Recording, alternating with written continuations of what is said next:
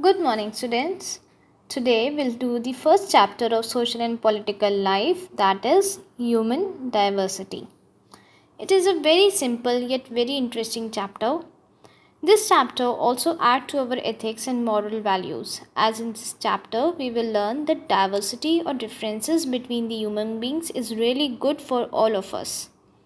So, if we look around us, we'll notice our classmates, our family members, or neighbors. Everyone seems different, isn't it?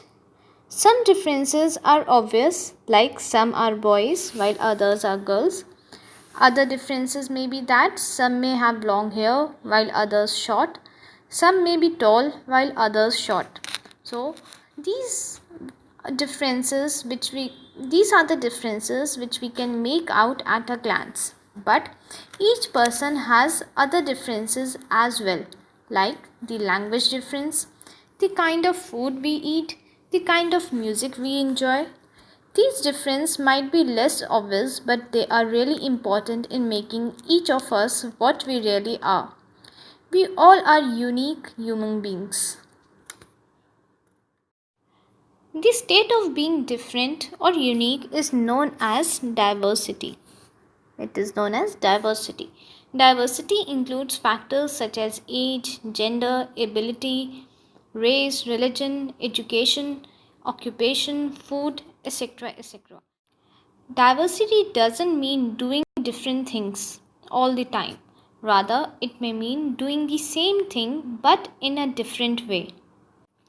Thus, we all eat, but some of us eat with our hands, while some use forks and knives or chopsticks. Most of us read, but some like to read comics, while some like to read storybooks. Many of us pray, but some of us go to temple to pray, while some to a mosque or while others to church. Some prefer to pray at home. We all speak to communicate. We just use different languages to do so.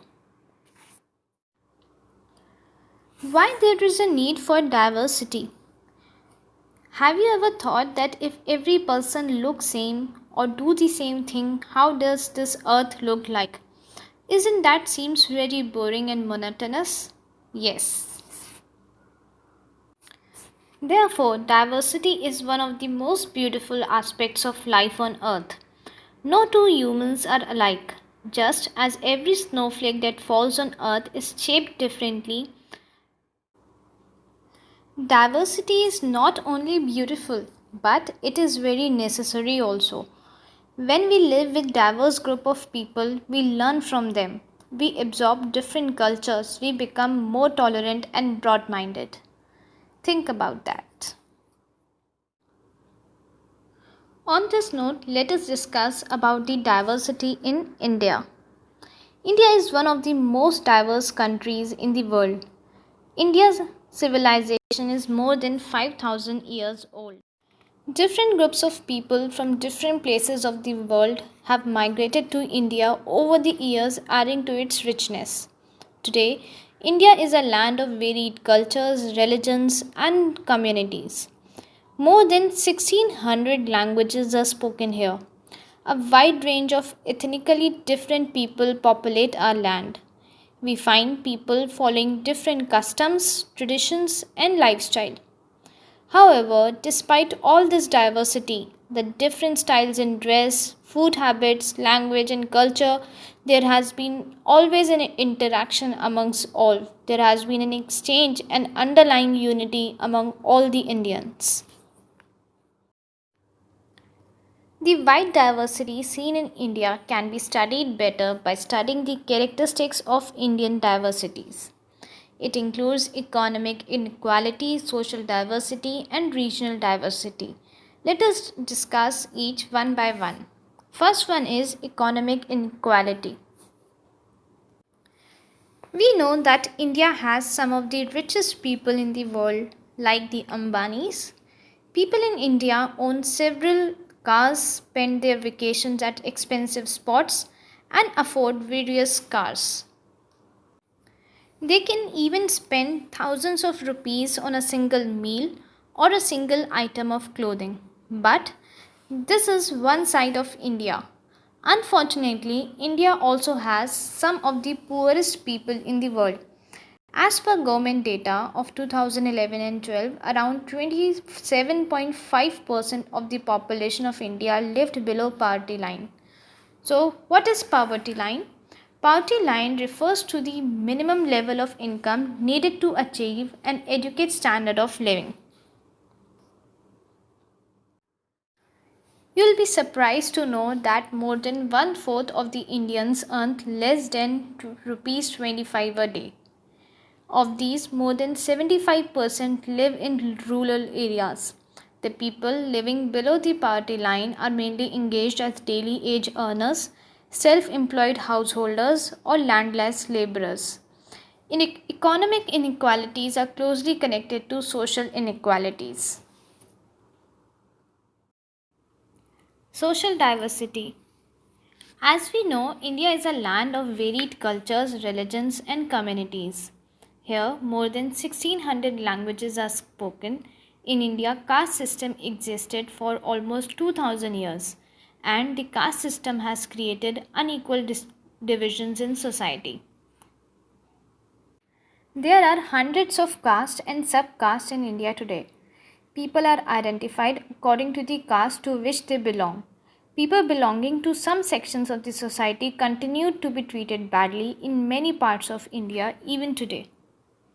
Another example of social differences that exist in India is the family system that we practice. Many of us live in joint family while others live in nuclear family. Joint family is a family consists of grandparents, aunts, uncles, cousins, while nuclear family just have parents and siblings. Social diversity is also found in the variety of religions practiced in India and the festivals of different religions. In India, festivals like Dashera, Muharram, Christmas, Diwali, etc., all are celebrated by people of different faith. Even some social customs and festivals are typical of a particular region. Example: Pongal is celebrated in Tamil Nadu, the cattle fair is celebrated annually in Pushkar, Rajasthan, and Bogali Bihu is celebrated in Assam. The different classical dance forms Bharatnatyam, Kathak, Odissi, Manipuri, Mohiniyattam, and traditional folk dances provide a colorful spectrum of Indian culture. Now let us see what is regional diversity. Each region of India enjoys a culture, and that culture is vastly different from that of other regions. It is believed that in India, people of different cultures have migrated and left their mark on India. In the same way, the geography of a land caused diversity. People living on the coast have different food habits, they dress differently, they have different culture from those who live in the mountains. To understand these differences, let's study the case study of Punjab and Kerala. Punjab is a state located in northwest of India. Punjab is also known by the name the land of five rivers. Punjab is one of the most fertile tracts of land in India. Here climate is relatively dry but extensive network of irrigation channel made agriculture possible. Agriculture is the main industry of the state of Punjab. Wheat, rice, sugarcane, fruits and cottons are grown here. Punjab is called the granary of India and India's breadbasket. It produces 14% of India's cotton, 20% of wheat, and 9% of the rice. Punjab has one of the lowest poverty rate in the country with only 7.6% of its people living below the poverty line. The climate of Punjab is extreme, with winter temperature dropping up to -5 degrees Celsius and summer temperature often touching 47 degrees Celsius. The majority of people in Punjab are Sikhs. Sikhism is practiced by about 63.9% of the population of Punjab, while 34.9% practice Hinduism in Punjab. There is also a small Muslim population in Punjab. The people mainly eat wheat based food. Now Kerala. Kerala is located at the southern tip of India. Kerala is a land of mountains, plains, and peaceful backwaters. Kerala has the highest life expectancy rates in India. Here, an average a person is expected to live for 73 years, which is considered highest in India. It is state with most literate and highest female male ratio. Literacy rate is 96.9% and women comprise 51.42% of the population of state. Kerala also have diverse religious makeup. It has 56.1% Hindus, 24.7% Muslims and 19% Christians. Unlike Punjab, Kerala is famous for service sector. Here, main occupation of the people includes tourism, public administration, information technology, banking and finance, transportation and communication. Kerala has wet and maritime tropical climate. It has around 120 to 140 rainy days per year. The climate of Kerala remains the same throughout the year. There are no extremes of heat or cold. So, all this diversity have helped the people of India to develop the value of tolerance, respect, and cooperation among each other. So, this is all about the chapter Human Diversity. For its question answers and exercises, kindly check the next video.